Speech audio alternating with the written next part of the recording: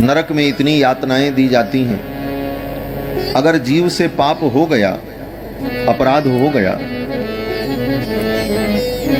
तो वो नरक से कैसे बच सकता है? क्या कोई उपाय है?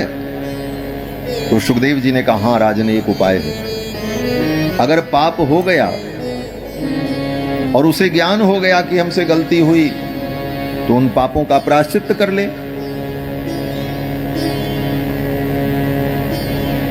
एक उपाय तो ये है, लेकिन प्रायश्चित तो एक दो पापों का व्यक्ति करेगा। पिछले जो अनेक जन्मों के पाप अभी स्टॉक में रखे हुए हैं, समय आने पर मिलेगा उसका फल, उसका क्या होगा? तो सुखदेव जी कहते हैं, राजन, अगर मनुष्य जीवन में आकर समय रहते व्यक्ति को ज्ञान हो जाए और वो भगवान के चरणों की भक्ति में लग जाए, तो एक जन्म में की गई भक्ति उसके जन्म जन्म के पाप को नष्ट कर दे। ये सिद्धांत बताया सुखदेव जी ने। क्या सिद्धांत बताया? बोले, केचित केवलया भक्त्या वासुदेव परायणाः अघम धुन्वन्ति कार्ष्णेन निहारमिव भास्करः। सुखदेव जी कहते हैं, राजन,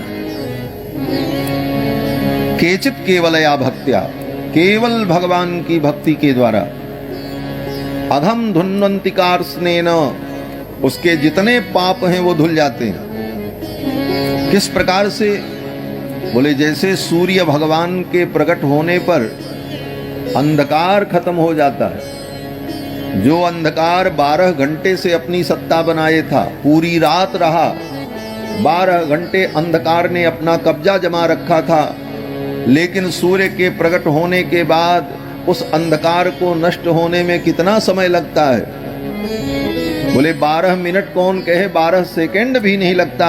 सूर्य भगवान के प्रकट होते ही 12 घंटे से अंधकार की जो सत्ता थी वो क्षणार्ध में, आधे क्षण में भी समाप्त हो जाती है। जिस प्रकार सूर्य के प्रकाश से अंधकार नष्ट हो जाता है, उसी प्रकार भगवान की भक्ति के द्वारा जन्म जन्म के जो पाप हैं वो नष्ट हो जाते हैं। ये सिद्धांत बताया।